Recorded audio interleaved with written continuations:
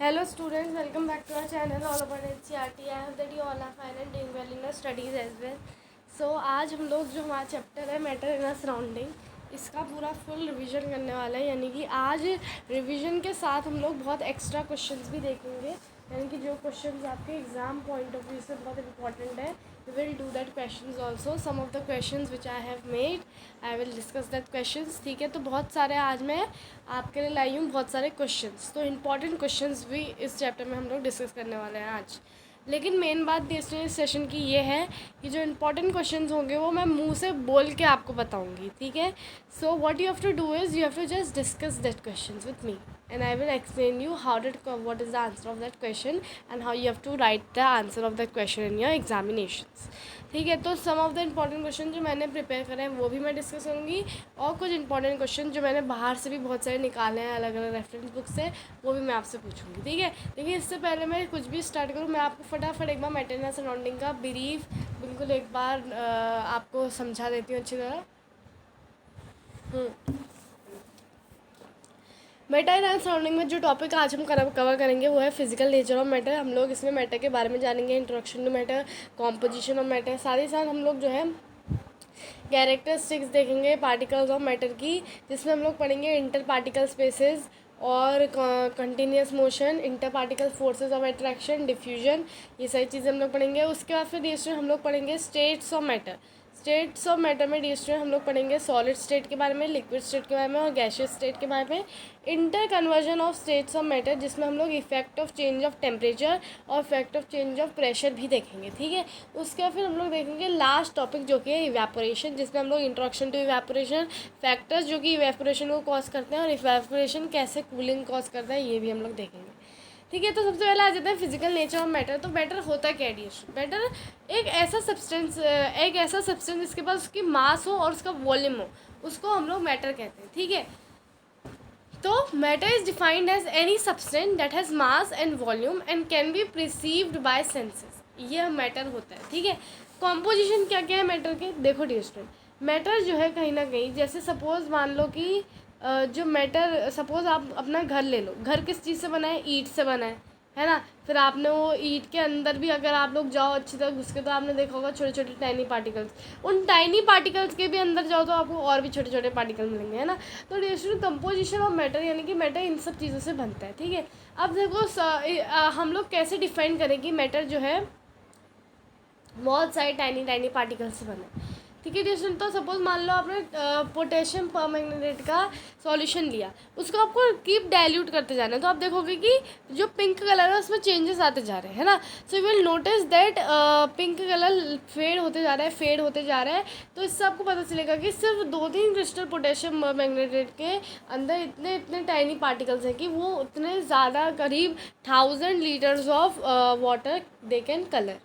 ठीक है, तो इससे पता चलता है कि कितने छोटे होते हैं पार्टिकल्स ऑफ मैटर। ठीक है, उसके बाद फिर हम लोग आते हैं characteristics of particles of matter में। ठीक है, तो उनके पास इंटर पार्टिकल स्पेसेस होती है between the particles of matter. ठीक है, तो there are inter particle spaces between them. What are these inter particle spaces? Let us see. देखो डिस्टेंस, जो स्पेसेस होती है बिटवीन 2 एडजेसेंट पार्टिकल्स मैटर के अंदर, उसको हम लोग कहते हैं इंटर पार्टिकल स्पेस। जो 2 पार्टिकल्स के बीच की स्पेस होती है इसको हम लोग कहते हैं inter particle space. I hope that this is clear. अब देखो डिस्टेंस, जैसे सपोज मान लो शुगर के मॉलिक्यूल्स हैं, तो शुगर पार्टिकल्स होंगे, है ना, वाटर पार्टिकल्स होंगे उसमें। सपोज मान लो आपने जो है शुगर को डिसॉल्व करा है पानी में, so there will be sugar particles also and water particle also, और जो उनके बीच की स्पेस होगी उसको हम बोलते हैं इंटर पार्टिकल स्पेस। ठीक है, तो spaces between water particle are occupied by sugar particles. ठीक है, तो ये जो है शुगर पार्टिकल्स से ऑक्यूप की जाती है, यानी कि वाटर पार्टिकल्स के बीच में तो स्पेस है, उस पर शुगर पार्टिकल आ गया और वो सब मिक्स हो गए। ठीक है, आई होप ये क्लियर हो गया होगा। अब नेक्स्ट हम लोग बात करते हैं कंटिन्यूस मोशन की। जो पार्टिकल्स होते हैं मैटर के डीएस में वो कंटिन्यूस मोशन में होता है, तो हम लोग कह सकते हैं कि वो जो है काइनेटिक एनर्जी पोजेस करते हैं। ठीक है, तो particles of matter are in continuous motion as they have kinetic energy. As the temperature rises that kinetic energy of particle also increases which result in an increase in the motion of particles. ठीक है, तो जैसे जैसे temperature distance rise करता है वैसे वैसे जो काइनेटिक एनर्जी होती है पार्टिकल्स की वो भी इंक्रीज़ होती है, और इससे क्या होता है कहीं ना कहीं जो पार्टिकल्स का मोशन होता है वो भी इंक्रीज़ हो जाता है। ठीक है, नेक्स्ट हम लोग आते हैं inter particle forces of attraction. ठीक है, अब देखो इंटर पार्टिकल फोर्सेज और अट्रैक्शन की बात करें तो particle of matter have forces acting between them which keep the particles together. This force is known as inter particle forces of attraction. आपको पता होगा कि पार्टिकल्स के बीच में एक ऐसी फोर्सेज है उनको साथ रखती है। सपोज मान लो मैंने आपको दिया है एक chalk, you have to break the chalk, तो आपको एक अमाउंट ऑफ फोर्स अप्लाई करनी पड़ेगी चौक को तोड़ने के लिए। या फिर अगर मैं आपको एक आयरन की कोई नेल देती हूँ, मैंने कहा कि भाई आयरन की नेल को आप लोग जो है थोड़ा इसको मतलब टेढ़ा करो या फिर इसको जो है हैमर करके इसकी जो शेप है उसको चेंज करो, तो you have to apply certain amount of force to change the shape. तो ये जो फोर्स है ये जब आप अप्लाई कर रहे हो तो इससे हमें पता चलता है कि जो पार्टिकल्स होते हैं उनके बीच में फोर्सेस ऑफ अट्रैक्शन होती है, जिससे कि वो जो है कहीं ना कहीं जब हम लोग कोई भी चीज़ तोड़ना चाहते हैं, उनको कुछ करना चाहते हैं, तो वो जो है बहुत ज़्यादा जब हम फोर्स अप्लाई करते हैं तब टूटते हैं। ठीक है, तो ये भी क्लियर हो गया। अब नेक्स्ट टॉपिक में हम लोग आते हैं डिफ्यूजन में। ठीक है, डिफ्यूजन की बात करें डियर स्टूडेंट, तो the intermixing of particles of two different types of matter on their own is called diffusion. क्या कोई भी दो पार्टिकल्स का इंटरमिक्स होना। ठीक है, जब कोई पार्टिकल जो होते हैं मैटर के, दो डिफरेंट टाइप्स ऑफ पार्टिकल वो एक साथ इंटरमिक्स होते हैं, उन खुद के मतलब अपने आप ही इंटरमिक्स हो जाते हैं, इस प्रोसेस को हम लोग डिफ्यूजन कहते हैं। अभी आप आगे सेकंड चैप्टर में पढ़ोगे डिफ्यूजन इज अ प्रोसेस जिसमें हाइयर कॉन्सेंट्रेशन से लो कॉन्सेंट्रेशन में कोई चीज़ जाती है। ठीक है, मैं ये भी समझा दूंगी आपको। ठीक है, as the temperature increases the rate of diffusion become faster due to increase in kinetic energy of particle. जब टेम्परेचर डिस्टेंस इंक्रीज होता है तो रेट जो होता है डिफ्यूजन का वो बहुत ज़्यादा फास्ट हो जाता है, क्योंकि काइनेटिक एनर्जी जो होती है पार्टिकल्स की वो भी इंक्रीज होता है। टेम्परेचर इंक्रीज हुआ यानी कि काइनेटिक एनर्जी जो है पार्टिकल्स की वो इंक्रीज हुई, तो जो रेट ऑफ डिफ्यूजन होता है वो भी ज़्यादा इंक्रीज हो जाता है। अब देखो डिस्टन नेक्स्ट हम लोग आते हैं स्टेट्स ऑफ मैटर में। स्टेट्स कौन कौन सी है मैटर की? तीन टाइप की स्टेट है distance, solid state, liquid state और गैसियस स्टेट। ठीक है, सॉलिड स्टेट में सबसे पहले हम लोग सॉलिड स्टेट में जो होता है मैटर की जो सॉलिड स्टेट होती है वो उनके पास डेफिनेट शेप होता है, डेफिनेट वॉल्यूम होती है, वो इनकम्प्रेसिबल होती है, नेग्लिजिबल कंप्रेसिबिलिटी होती है। स्टूडेंट आप लोग खुद देख लो, आपके पास कोई भी आयरन का कोई भी चीज़ होगी, आयरन की बोतल होगी, आप उसे कंप्रेस करने की कोशिश करो, आप उसे कंप्रेस नहीं कर पाओगे। That is negligible compressibility. और वो बहुत रिजिड होते हैं क्योंकि वो अपना शेप चेंज करने के लिए शेप चेंज नहीं करने देते हैं। ठीक है, नेक्स्ट आता है हम लोग लिक्विड स्टेट में। लिक्विड स्टेट डिस्टर इनके पास इनडेफिनेट शेप होता है, यानी कि आप सपोज मान लो 50 ml ऑफ वाटर है, आपने उसको एक बड़े से बकेट में डाला, फिर वो बकेट में जो है वो पानी बहुत नीचे के लेवल में था, फिर आपने उसको एक ग्लास में डाल दिया तो उसमें उसका पानी का लेवल थोड़ा ऊपर दिख रहा है ना, लेकिन वॉल्यूम एक ही है। तो इनके पास डेफिनेट शेप होता है लेकिन इनके पास इनडेफिनेट शेप होता है लेकिन डेफिनेट वॉल्यूम ज़रूर होती है। ये इनकम्प्रेसिबल मतलब as compare to distance solid, ये सॉलिड के मुकाबले थोड़ा कंप्रेसिबल होते हैं। और इनके पास जो है फ्लूइडिटी होती है, यानी कि फ्लूइडिटी जो होती है एक ऐसी प्रॉपर्टी होती है सब्सटेंस की जिसमें सब्सटेंस फ्लो कर पाता है। ठीक है, अब नेक्स्ट हम लोग आते हैं गैसियस स्टेट में। ठीक है,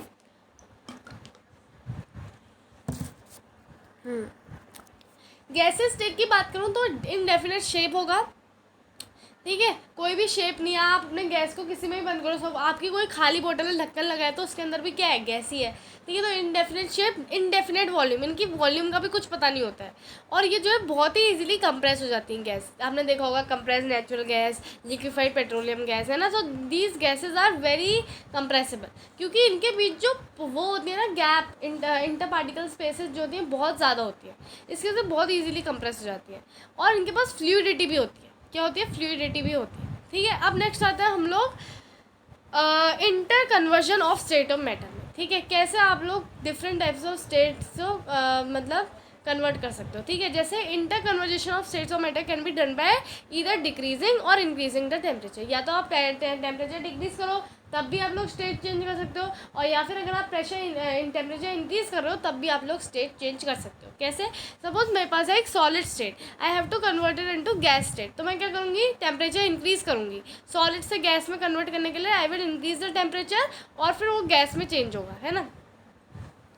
suppose I have ice, ice जो है पानी में मेल्ट हुई, उसके बाद फिर वो गैस में कन्वर्ट हुई, है ना। तो dear student, increase in temperature जो है, जब सॉलिड से एक चीज़ गैस में कन्वर्ट होता है उसे हम सब्लिमेशन कहते हैं।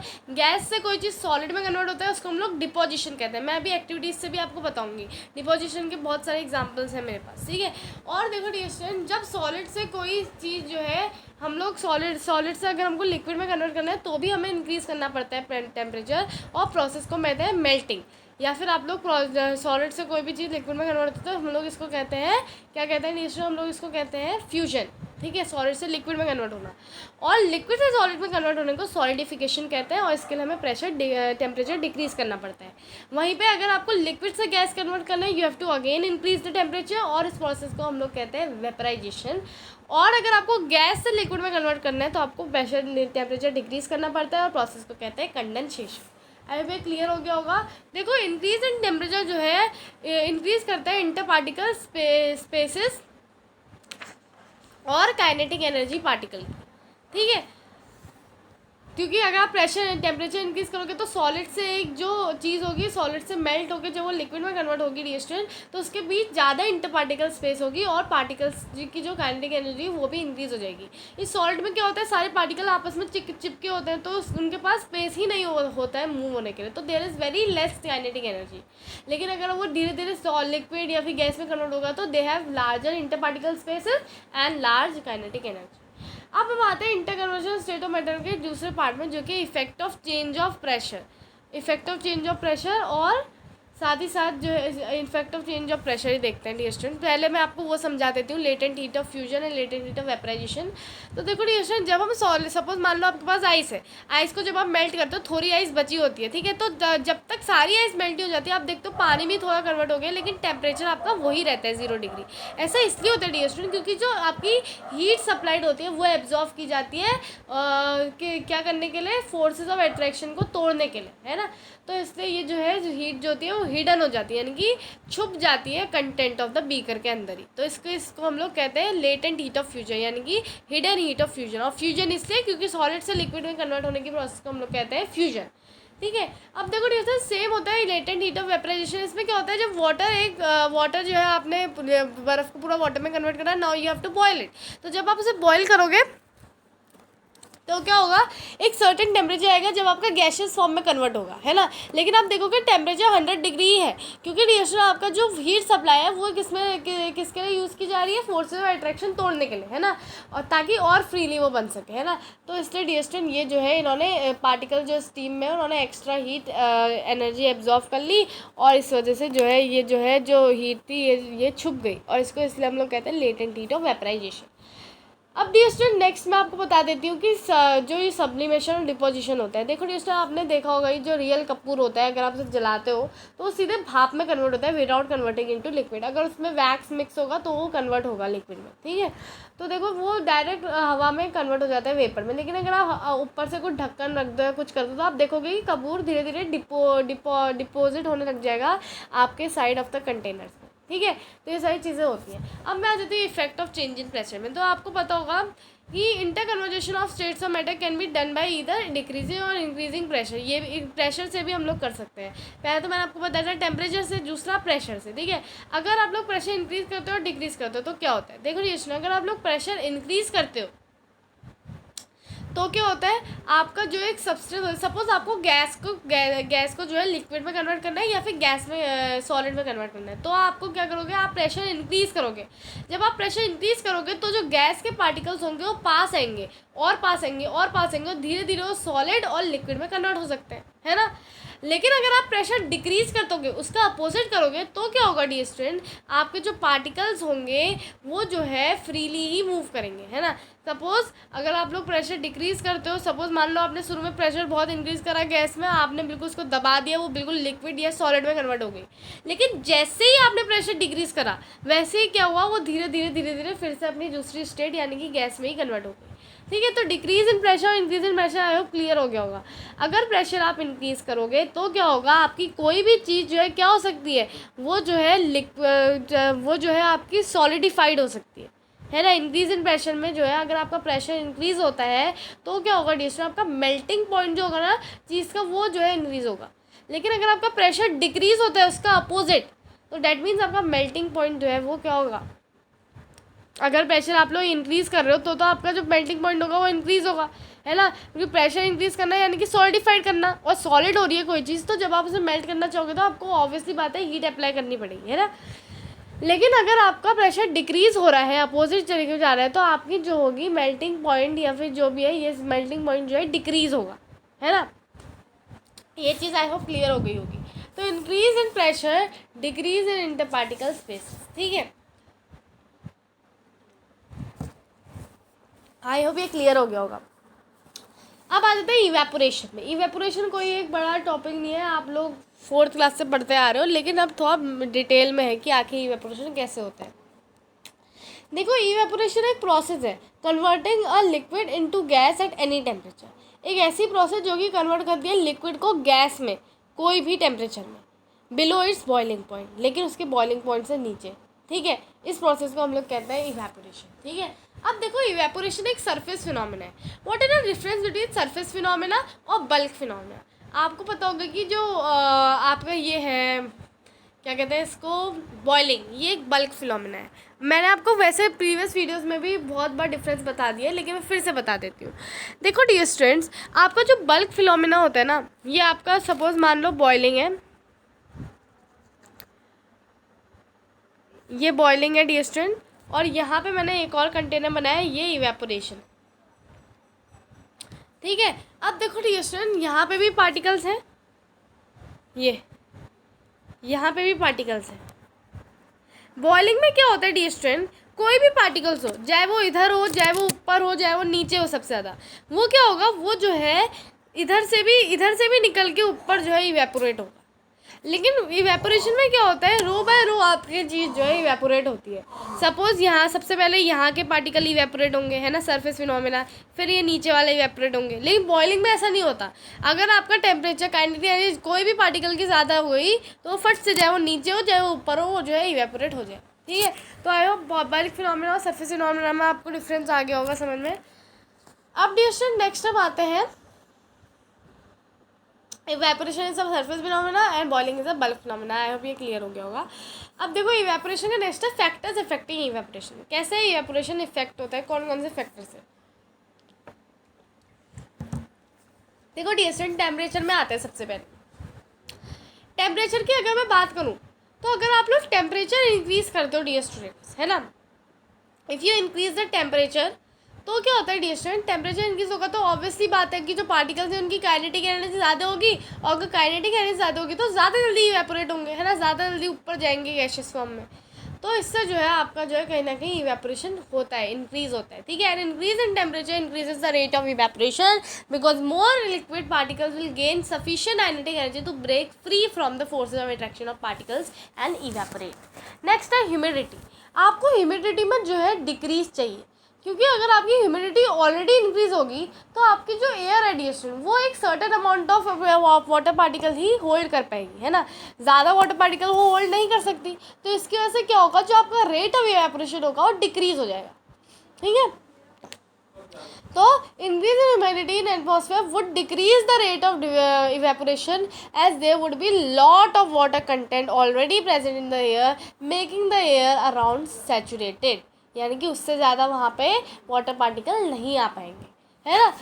तो नेक्स्ट है हमारा विंड स्पीड। अगर आपकी विंड स्पीड अच्छी है, आपने देखा होगा जब हवा चलती है बहुत दिन, ऐसे दिन जिसमें बहुत ज़्यादा हवा चलती है तो आपका इवेपोरेशन ज़्यादा होता है। तो if there is an increase in wind speed the particles of water vapour will move away from the wind which will increase the rate of evaporation. Next आता है सरफेस एरिया। आपने देखा होगा कभी कभी क्या होता है, आप अपने क्लोथ जल्दीबाजी में जो है बहुत ज़्यादा क्या करते हो, फैला के नहीं डालते हो, बिल्कुल उनको पास पास ही डाल देते हो। इससे क्या होता है, आपके क्लोथ अच्छी तरह सूख नहीं पाते। लेकिन अगर फैला के डालते हो तो ज़्यादा जल्दी सूखते हैं, क्योंकि ये सरफेस फिनोमेना है। मैंने अभी बताया ना, सरफेस फिनोमेना में रो बाय रो जाते रहेगा, है ना। So when we increase the surface area, that if we set the clothes to let them dry, the evaporation is faster because this is because simply there is a greater surface area for liquid particle to escape from. Next, dear student, evaporation causes cooling. अब देखो dear student, जब भी हम लोग जो है acetone या nail polish remover अपने हाथ में गिराते हैं तो क्या होता है, हमें बहुत ठंडक महसूस होती है। क्यों होती है? क्योंकि हमारे हाथ से जो है जो एसीटोन गिरता है तो हमारी सराउंडिंग से हीट एनर्जी एब्जॉर्व करता है और इवेपोरेट हो जाता है ना। उसका जो है आपका कहीं ना कहीं जो है वो बॉइलिंग पॉइंट रीच हो जाता है और वो इवेपोरेट हो जाता है। उसके बाद फिर डियर स्टूडेंट आपका जो पाम है उसमें ठंडक पड़ती है। रिमेंबर डियर स्टूडेंट, इवेपोरेशन हमेशा कूलिंग कॉज करता है, बॉइलिंग कभी भी कूलिंग कॉज नहीं करेगा, लेकिन इवेपोरेशन हमेशा कूलिंग कॉज करता है। आई होप ये क्लियर हो गया होगा, ठीक है। तो नेक्स्ट है डियर स्टूडेंट इंपॉर्टेंट क्वेश्चंस। पहला क्वेश्चन इंपॉर्टेंट, क्योंकि मैंने कहा था आज का सेशन ही इंपॉर्टेंट क्वेश्चन में होने वाला है, तो 20 मिनट तो ऑलरेडी हो गए हैं हमारे रिवाइज करे हुए। अब मैं जो है इंपॉर्टेंट क्वेश्चंस करवाऊंगी, यानी कि फटाफट मैं क्वेश्चन बोलूँगी, we will discuss the answer and we will enjoy. Okay, तो अभी तक मैंने आपको पूरा चैप्टर रिवाइज करा दिया 20 मिनट में। अब मैं जो है अगले 20 मिनट जो है पूरा क्वेश्चन पूछने वाली हूँ डियर स्टूडेंट। आप लोग भी आंसर कमेंट में दे सकते हो, इंजॉय कर सकते हो सेशन को, ठीक है। What are the 3 states of particles of matter? Simple question से स्टार्ट करेंगे। तो 3 characteristics of particles of matter. 3 characteristics of particles of matter क्या क्या थी? सबसे पहली characteristics I have told you that particles of matter have spaces between them, inter particle spaces between them. Second, the particles of matter are continuously moving. Third, the particle of matter have forces of attraction between them. ठीक है, I hope that ये आ गया होगा आप सबको। Second question है, gas completely occupy the vessel in which it is kept, justify. Very important question dear student, हमेशा exam में जो है ज़्यादातर आता भी है, ठीक है। जो गैस को अगर हम कोई भी वेसल होता है उसको खारिज होता है तो पूरा कंप्लीटली उसे भर देती है। क्यों? आपको पता है कि गैसेस के पास जो है बहुत कम इंटर पार्टिकल फोर्सेज होती है अट्रैक्शन की, है ना, यानी कि वो बहुत दूर दूर उसके पार्टिकल फैले होते हैं, पास नहीं होते, तो उनके पास जो है लार्ज इंटर पार्टिकल स्पेसेस है। इसकी वजह से डियर स्टूडेंट जो पार्टिकल्स होते हैं वो फ्रीली मूव करते हैं इन रैंडम डायरेक्शन एंड वो जो है पूरा वेसल जो है उसको कम्प्लीटली ऑक्यूपाई कर लेते हैं। ठीक है, तो we write the answer, the gases are very weak, gases are have very weak interparticle forces of attraction and they have a large interparticle spaces. Due to this the particles freely move in random direction, hence it completely occupy the vessel in which it is kept. Next important questions में हम लोग आते हैं, what is matter? Find which of the following are matter. जैसे chair, air, ये सारे मैंने आपके एनसीईआरटी बुक से भी उठाए हैं, ठीक है। What is matter? मैटर को आप कैसे डिफाइन करोगे? मैंने कहा ना, मैटर एक ऐसी चीज़ है जिसके पास उसकी खुद का मास और वॉल्यूम हो। तो matter is something which have its own mass and volume and can be perceive by our senses. ठीक है, अब देखो चेयर क्या है? चेयर मैटर है? Yes, chair is a matter because उसके पास उसका डेफिनेट शेप है, उसकी डेफिनेट वॉल्यूम है। एयर भी मैटर है? यस, एयर भी मैटर है डिस्ट्री, क्योंकि एयर में भी आपको पता है ना गैसेस, एयर में कितनी सारी गैसेस कंपोज्ड है। लव आपका मैटर नहीं है because it is a feeling. Smell भी आपका मैटर नहीं है। हेट, क्या हेट है? नहीं। आलमंड, यस आलमंड, क्योंकि उसके पास उसका खुद का मास वॉल्यूम है। थॉट, नहीं, थॉट नहीं है। कोल्ड, नहीं। कोल्ड ड्रिंक आपको पता होगा मैटर है बिकॉज कोल्ड ड्रिंक क्या होती है? कोल्ड ड्रिंक में लिक्विड होती है, लेकिन फिर भी वो मैटर तो है ही, क्योंकि लिक्विड के पास भी उसका खुद का मास और वॉल्यूम होता है। ठीक है, I hope that you understood this all things. ठीक है, अब नेक्स्ट है, try to break a piece of chalk, a piece of charcoal and a piece of iron. In which of the above 3 substance would you find the force of attraction between particle to be highest? मैंने इसमें आपको पता है कि ना solid के पास highest forces of attraction होती है, ठीक है। और जो आपके और भी नीचे आते रहते हैं लिक्विड और गैसेस, लिक्विड के पास सॉलिड से कम, सॉलिड लिक्विड से भी कम गैसेस के पास। देखो चॉक, चारकोल और पीस ऑफ आयरन की बात की जाए, इसमें सबसे ज़्यादा स्ट्रॉन्ग चीज़ क्या हुई? सबसे ज़्यादा स्ट्रॉन्ग चीज़ हुई आयरन, ठीक है। तो सबसे ज़्यादा फोर्स ऑफ अट्रैक्शन किसके पास होगी? आयरन के पास होगी, है ना। नेक्स्ट हम लोग आते हैं नेक्स्ट क्वेश्चन में, illustrate with the help of example that particles and matter are continuously moving. आप लोग कैसे बताओगे, कैसे प्रूव करोगे कि पार्टिकल्स और मैटर कंटिन्यूसली मूव करते हैं? हम लोग डिफरेंट एग्जाम्पल दे सकते हैं। लाइक मैंने एग्जाम्पल दिया कि आई कैन जस्टिफाई या फिर I can say that particles of matter are continuously moving with the help of these examples. First, when we lit the incense stick, we are able to smell the incense stick from from sitting in the very far room, because the particles of matter diffuse with the particles of air and reaches us. This proves us that particles of matter are continuously moving. या फिर हम लोग ये कह सकते हैं कि burning या परफ्यूम की स्मेल भी कह सकते हैं हम लोग, है ना. They are different things. ठीक है, जिससे हम लोग ये क्लासीफाई कर सकते हैं. नेक्स्ट है, give 2 reasons to justify that water is a liquid at room temperature. कैसे आप लोग जस्टिफाई करोगे कि वाटर रूम टेम्परेचर में लिक्विड है. This is also very important question, जो कि आपके एनसीईआरटी बुक का ही है. ठीक है, एनसीईआरटी बुक के क्वेश्चन भी मैं पूरे डिस्कस करूँगी, इसलिए स्टूडेंट मैं थोड़े थोड़े क्वेश्चन में लेके आई हूँ. Eight room temperature 25 degree Celsius होता है रूम टेम्परेचर. तो water is liquid because of the following characteristics. क्या क्या कैरेक्टरिस्टिक्स है. उसके पास खुद का इंडेफिनेट शेप है. It means that it occupy the shape of container in which it is kept. और उसके पास एक डेफिनेट वॉल्यूम है. इसका मतलब कि वो जो है fix amount of space occupy करता है. और उसके बाद टेंडेंसी है फ्लो होने के लिए, तो इसका मतलब कि उसके पास फ्लूइडिटी भी है. अब देखो टीचर, जो रूम टेम्परेचर होता है उसमें जो है वाटर के पास इतनी एनर्जी होती ही नहीं है कि वो स्टीम में कन्वर्ट हो या फिर वो आइस में कन्वर्ट हो, है ना. What produces more severe burns, boiling water और steam. This is also NCERT question. तो देखो टीचर, बॉइलिंग वाटर, स्टीम जो है वो ज़्यादा सीवियर बर्न्स करता है. क्यों. आपने देखोगे ना, मोमोज जो आप लोग खाते हो वो स्टीम में ही पकते हैं, है ना. तो स्टीम जो है ज़्यादा आपका बर्न प्रोड्यूस करता है, क्योंकि स्टीम के पास एडिशनल एनर्जी होती है. किसके फॉर्म में. Latent heat of fusion vaporization के फॉर्म में. ठीक है. तो this energy is absorb by boiling water during the state change from liquid to gas. So when steam falls on skin and condenses to form water, it gives out the additional energy, resulting more severe burns as compared to boiling water. Next are that tabulate the differences of characteristics in states of matter. तो मैं ये question भी NCERT का है, लेकिन मैंने आपके लिए ये भी लिखा है क्योंकि बहुत सारे बच्चों के इसमें भी अच्छी तरह डिफ्रेंशिएट नहीं कर पाते हैं और उनके मार्क्स कट जाते हैं. सॉलिड, लिक्विड और गैस. पहले 3 कॉलम बनाओगे. सबसे पहले में लिखोगे have a definite shape, do not have a definite shape, और gases में भी do not have a definite shape. Again, have a definite volume.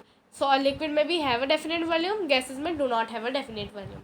Solid में negligible और no compressibility, लिक्विड में slightly compressible और gases में highly compressible. अगेन सॉलिड में लिखोगे can't flow, लिक्विड में लिखोगे can flow और gases में लिखोगे can flow.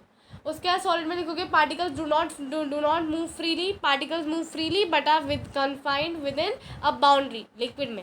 और गैसेज में पार्टिकल्स कैन मूव फ्रीली. उसके बाद फिर नेक्स्ट आप लोग सॉलिड में लिखोगे the forces of attraction between the particle is maximum, forces of attraction between the particle is less than solid but more than gas, and forces of particles forces of attraction between the particle is least. ठीक है. तो teacher इस तरह आपके ये जो question है पूरे होते हैं.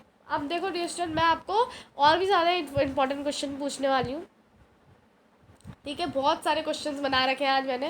तो ये तो बिल्कुल मत सोचना कि मैम ने पूरा चैप्टर ही समझाया, सिर्फ 7 मिनट ही इंपॉर्टेंट क्वेश्चन पूछे. नहीं, अभी बहुत सारे इंपॉर्टेंट क्वेश्चन बचे हैं और ऊपर से हम लोग पूरी एनसीईआरटी की एक्सरसाइजेज भी डिस्कस करने वाले हैं. ठीक है, तो चिंता मत करो, बहुत सारी चीज़ें हैं अभी. ओके, तो important question, next important question जो कि मैं आपसे पूछने वाली हूँ वो ये है, explain the consequences of the condition. ठीक है, हमें कॉन्सिक्वेंस एक्सप्लेन करना है. Perfume is spread in one corner of the room. अगर हम लोग परफ्यूम डिस्टेंस एक कॉर्नर में लगाते हैं, सपोज आपने देखा होगा ना, मम्मी या पापा में से कोई भी अगर आप लोग परफ्यूम लगाते हैं तो आपने देखा होगा वो परफ्यूम की स्मेल जो है कहीं ना कहीं आपके स्टडी रूम तक आ जाती है. कैसे आती है. Because when we spray perfume, the particles of perfume intermix with the particle of air. They diffuse with the particle of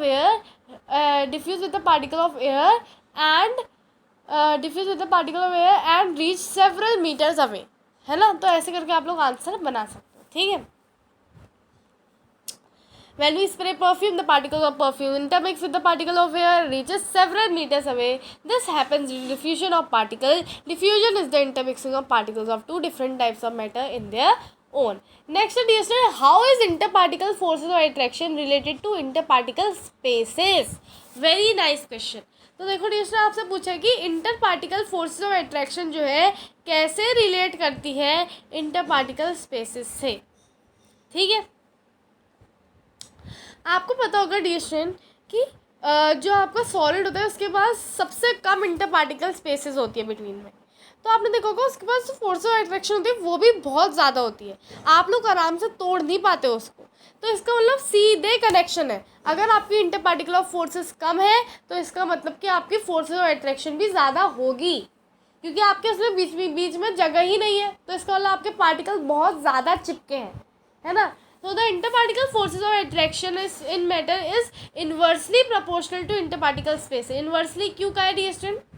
Inversely इसलिए कहेगी as the spaces of particles increases, the particles move apart from each other. अगर आपकी इंटरपार्टिकल spaces increase होगी तो particle एक दूसरे से दूर जाएंगे और फोर्सेस ऑफ अट्रैक्शन भी जो है आपकी कम हो जाएगी, है ना। And the force of attraction between them decreases, ठीक है। अगर स्पेसेस उनके बीच में इंक्रीज होगी, इन्वर्स प्रोपोर्शन और डायरेक्ट प्रोपोर्शन बताया ना, डायरेक्ट प्रोपोर्शन में एक चीज़ इंक्रीज होगी तो दूसरी भी इंक्रीज होगी। अगर इंटरपार्टिकल फोर्सेस आपकी इंक्रीज होगी, इंटरपार्टिकल स्पेसेस अगर इंक्रीज होगी तो क्या होगा, आपका इंटरपार्टिकल फोर्स ऑफ अट्रैक्शन जो होगी वो डिक्रीज होगी, इसका मतलब वो इन्वर्सली प्रोपोर्शनल है। इन्वर्सली यानी कि एक चीज़ बढ़ेगी तो दूसरी घटेगी, है ना। These are inversely proportion because as the spaces between the particle increases the force of attraction between the particle decreases, ठीक है। तो I hope that this is clear. Very nice question dear student. Next dear student, give reasons for the following observation. कौन कौन सी? The smell of hot sizzling food reaches you several, NCERT का ही question है, reaches you several metres away but to get the smell from cold food you have to go close. ऐसा क्यों होता है dear student? Smell of hot sizzling food हमारे पास several metres away इसलिए आ जाती है क्योंकि आपको पता है कि as a temperature rises the kinetic energy of the particle also increases, and if the kinetic energy increases the diffusion rate becomes faster. So because of this the particles of food diffuse with the particle of air in the faster rate and reaches to us in several meters away. और उसका फिर cold food, क्योंकि cold food के पास बहुत less kinetic energy है तो उसकी smell के लिए हमें उसके पास जाना पड़ता है बिकॉज डिफ्यूजन रेट बहुत कम होता है, ठीक है। So the particles of hot sizzling food possess high kinetic energy and diffuses in air rapidly. Therefore, they reaches several meters away, and we get the smell of hot food from a distance. Whereas the particle of cold food possesses less kinetic energy. Therefore, the diffusion is less in this case, and they do not reach several meters away. So we have to go close to get smell of cold food.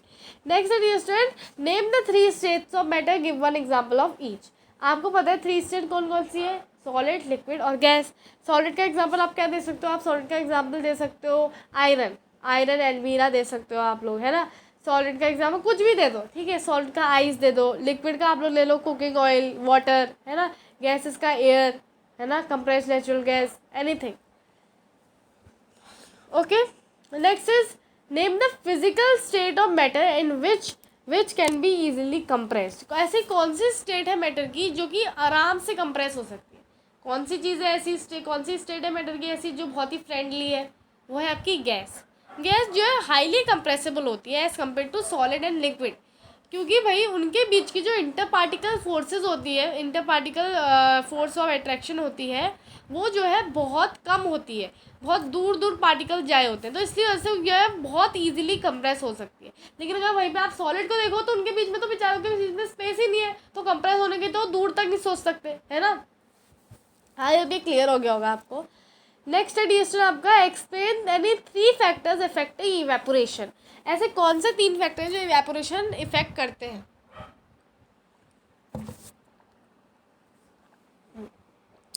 देखो dear student, factors जो कि evaporation affect करते हैं कौन कौन से? First, increase in temperature.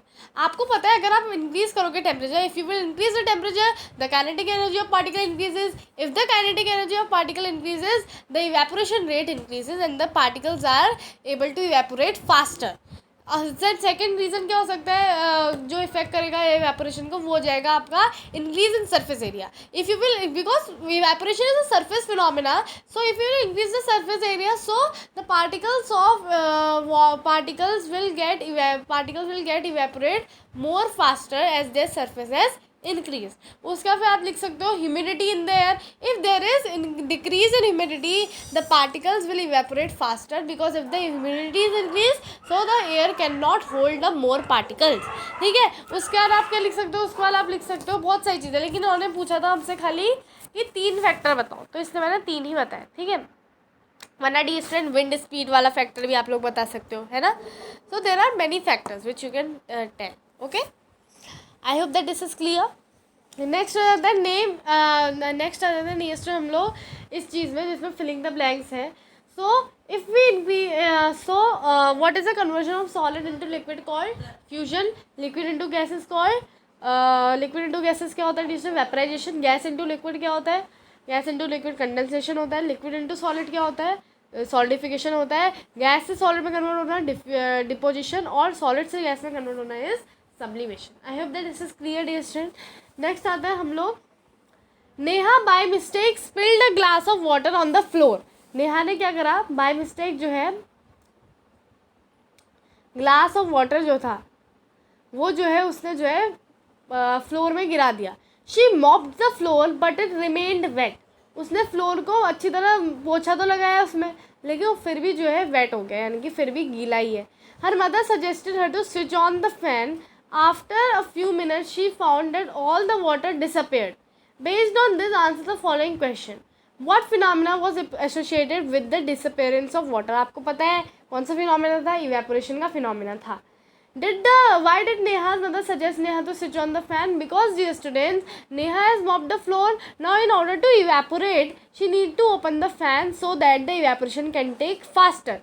पानी तो वैसे भी सूख ही जाता बहुत दिन तक रखे रहते तो, लेकिन अगर उसको जल्दी सुखाना था तो वो क्या करती, फैन ऑन करेगी. तो विंड स्पीड अगर इंक्रीज होगी तो what will happen, the automatically the particles of matter will get particles of matter will move away with the wind.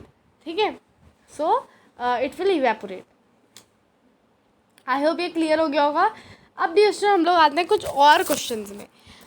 ठीक है, how can you prove that matter is made up of particles. आप लोग कैसे prove कर सकते हो कि जो मैटर है वो पार्टिकल्स का बना है.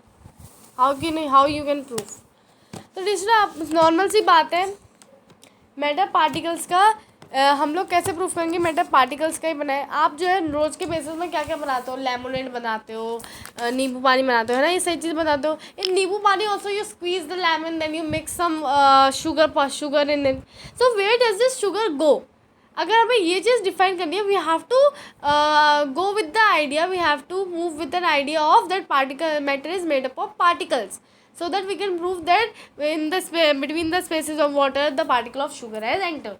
तो ये सारी चीज़ें आप लोग लिखोगे. ठीक है, explain with the example explain with the example and classify how small are these particles of matter. आपको पता है पोटेशियम परमैंगनेट का पार्टिकल एग्जाम्पल दे दो. ठीक है, so for example if we have potassium permanganate, we put only 2-3 crystals of potassium permanganate on 100 ml of water and then keep diluting 10 ml or 10 ml from it in the 90 ml of water, say 5 to 8 times. We will see the fading of the color. This shows that only few crystals of potassium permanganate can color a large volume of water, about 1000 liters. So this suggests us that particles of matter are so small in size. Okay. Next is proof particles of matter have spaces between them. आप कैसे proof करोगे? आप you make lemonade, you mix some sugar particles in it, sugar in it. So when you mix it, you see that sugar has disappeared. That means sugar has entered between the particles of water. So ऐसे करके डिस्ट्रेशन आप example दे सकते हो. ठीक है, okay. Are the particles of matter continuously moving? If so, how temperature affected? ठीक है, अब देखो particles of matter continuously move करते हैं. Yes. If so, how does temperature affected? Temperature distress को कैसे affect करता है? Temperature affected in such a way. If the temperature increases, so the kinetic energy of particle also increases and the diffusion rate increases. And if the diffusion rate increases, so the particles move more faster. ठीक है. So define diffusion. How does the rate of kinetic energy affects it? ठीक है, diffusion distress आपको पता है. Diffusion is a process of intermixing of two different types of particles on their own. So if the kinetic energy increases, so the diffusion rate increases, because if the kinetic energy increases, so the particles move more faster, and if the particles move more faster, the diffusion rate is faster. ठीक है. Next, how can you से particles of matter attract each other. आप लोग कैसे कह सकते हो कि पार्टिकल जो है मैटर के अट्रैक्ट करते हैं ईच अदर को. You can say this. देखो dear, particles of matter attract each other कैसे कहोगे आप. suppose we take some chalk pieces, or we take some suppose we take some chalk pieces or some charcoal, we try to break them. They are breaked, and we see that they are breaked under certain force. That means in order to break the bonds between the matter, we have to apply certain amount of force. So this suggests that particles of matter attract each other. ठीक है. Next, dear student, what things would you see on matter to classify it as solid? तो आप लोग क्या क्या चीज़ें देखोगे? To classify a matter as solid, we will see if it has definite shape or not. Second, if it had definite volume. Then third, you can see if it had क्या कहते हैं, definite it has no compressibility. Then fourth point आप लोग देख सकते हो कि क्या वो रिजिड है कि नहीं है, क्या वो अपना शेप चेंज करते वक्त एक सर्टेन अमाउंट ऑफ फोर्स हमें अप्लाई करनी पड़ी है उसके लिए, है ना. Next is how can you say a sponge, rubber band and salt और शुगर एज सॉलिड. कैसे कह सकते हो डियर स्टूडेंट? आपको पता है कि रबर बैंड जो है अपना शेप चेंज तभी करता है ना, जब आप उस पर certain amount of force apply करते हो. You apply some force on rubber band, and when the force is remove, the rubber band regains its shape again. And if excessive force apply, the rubber band breaks. यही तो चीज़ होती है, अगर excessive force apply करते हो rubber band टूट जाता है. इसका मतलब कि रबर बैंड का शेप चेंज कराने के लिए हमें certain amount of force apply करनी पड़ रही है. तो इससे साफ सजेस्ट होता है पार्टी यहाँ पे भी अट्रैक्शन है. उसके बाद स्पॉन्ज में, स्पॉन्ज सॉलिड कहते हैं, लेकिन स्पॉन्ज में कंप्रेस हो जाता है. इसमें स्पॉन्ज इसलिए कंप्रेस होता है क्योंकि उसके बीच बहुत माइन्यूट होल्स होते हैं. तो जब हम लोग उसे कंप्रेस करते हैं तो इन माइन्यूट होल्स के बीच से सारी हवा जो है बाहर निकल जाती है और स्पॉन्ज कंप्रेस हो जाता है. ठीक है. तो नेक्स्ट है सॉल्ट और शुगर. आपको पता होता है सॉल्ट और शुगर एक पार्टिकल को आप हाथ में उठाओ तो उसके पास उसका डेफिनेट शेप होता है, डेफिनेट वॉल्यूम होती है ना. तो इसलिए साफ सजेस्ट होता है कि ये जो है सॉलिड है. Explain with the example how solid, liquid and gases diffuse into liquid. Solid liquid आपको पता है डियर स्टूडेंट, आपने देखा होगा कि पानी जो होता है ना आपका नॉर्मल वाटर, उसमें डिजॉल्व ऑक्सीजन होती कि नहीं होती है. Dissolve oxygen for aquatic animal to just breathe and live with the water because they are inhaling the dissolved oxygen in it. तो इसका मतलब कि गैसेस जो है वाटर में डिफ्यूज़ हो सकती हैं. दैन सॉलिड भी वाटर में डिफ्यूज़ हो सकता है because you make lemonade, you just dissolve sugar crystals in water, है ना. तो इससे साफ सजेस्ट हो रहा है कि शुगर एज अ सॉलिड आप इसे डिजॉल्व कर रहे हो वाटर में, तो डिफ्यूजन रेट है. ठीक है. Why is rate of diffusion higher than that of solid. Rate of diffusion जो है सॉलिड्स में, लिक्विड्स में हाइयर होता है than that of solid because liquid में particles have more spaces between them and they are able to move more freely than in solids. So the diffusion rate is higher in that. Then define density. Which state of matter had highest density and which lowest? Density is the mass per unit. Mass per unit of a substance is called density. ठीक है. So आपको पता है कि highest density होती है solid की और lowest density होती है गैस की. ठीक है. Define rigidity, compressibility, fluidity, elasticity and kinetic energy. Rigidity क्या होती है? A maintenance, a substance property to maintain shape, ऐसा आप कह सकते हो. ठीक है. कंप्रेसिबिलिटी यानी कि हाउ यू कैन कंप्रेस. आपको पता होगा कि कंप्रेस हम लोग कोई भी चीज़ को करते हैं, दबाना, कहीं ना कहीं प्रेशर अप्लाई करके उसका शेप चेंज करना. ठीक है. Fluidity, a characteristic of a substance to flow. उसका इलास्टिसिटी की बात करें, जब हम रबर बैंड को खींचते हैं तो वो कितना इलास्टिसिटी है ना. तो वही चीज़ हम लोग देखते हैं. काइनेटिक एनर्जी, जो नॉर्मल मोशन होता है पार्टिकल्स का. ठीक है. What is called change of solid into liquid. आपको पता है ये फ्यूजन कहलाता है. How does temperature increase causes this. Temperature increase कैसे इसको कॉज करता है फ्यूजन को. आपको पता है when we increase the temperature of a solid, the temperature of the solid, the kinetic energy of particles in the solid increases, and if the kinetic energy increases, it breaks the forces of attraction between the particles and get converted into liquid, becoming more free. ठीक है. Next है during the process of melting why the temperature does not change till the all ice melt. तो जब हम लोग जो है melting की प्रोसेस अगर करते हैं तब टेम्परेचर तब तक चेंज नहीं होता जब तक सारी आइस मेल्ट नहीं हो जाती. Because dear student, the energy used is the heat applied is used to break the forces of attraction between the particles, so it doesn't the temperature does not change as it is all as it is absorbed by ice in order to change the state, and it is hidden in the contents of the beaker only. So this is known as latent heat of fusion. Next है define latent heat of fusion and vaporisation. आपको पता है latent heat of fusion the amount of heat supplied to convert 1 kg of solid into liquid at atmospheric pressure. और उनकी definition हो जाएगी amount of heat energy applied to change 1 kg of one इतना liquid to gas state. Okay. How can you say that particle steam have more energy then in water. Dear student, आप लोग कैसे कह सकते हो? Because आपको पता है कि स्टीम के पार्टिकल जो है एक्स्ट्रा हीट एनर्जी एब्जॉर्व करते हैं. किसके फॉर्म में? लेटेंट हीट ऑफ वेपराइजेशन के फॉर्म में. ठीक है. नेक्स्ट है डियर स्टूडेंट आपका state a real life example of deposition and sublimation. आपको पता है आप कैम्फर घर पे होता है ना सबके. You crushed camper, you just put it in the China dish और समथिंग, और फिर जब आप हीट अप करते हो तो कैम्फर जो है डायरेक्ट गैस स्टेट में कन्वर्ट होता है. ऊपर से अगर कुछ आपने प्लेट वेट रख दी तो वो डिपॉजिट होने लग जाएगा, है ना, साइड ऑफ द कंटेनर्स में. What is evaporation? Defined factors affecting evaporation. Evaporation is a phenomena of changing from solid into liquid state, liquid into gaseous state at any temperature below its boiling point. ठीक है. और कौन कौन से factor effect करते हैं evaporation को? बहुत सिंपल है. इंक्रीज इन टेम्परेचर हो गया, डिक्रीज इन ह्यूमिडिटी, ठीक है, और आपका इंक्रीज इन विंड स्पीड और इंक्रीज इन सरफेस एरिया. ये सारी चीज़ें होती हैं कुछ. ठीक है. Give reasons for each. Why when we pour some nail polish remover in our hand we feel cool? Because when we put nail polish remover acetone, it मतलब सारी एनर्जी वो एक्यूपाई कर लेता है, सारी energy. It absorb all the energy from our surrounding and evaporate causing the palm feel cool. ठीक है. उसके बाद why the in sunny day people sprinkle water in roof और open ground? Because of high latent heat of vaporisation when we put water और when we sprinkle water in open ground और roof, so the water evaporates and makes the ground or roof cool. ठीक है. Next है dear student आपका why should we wear cotton clothes during summer? Because during summer we perspire a lot because of mechanism of our body.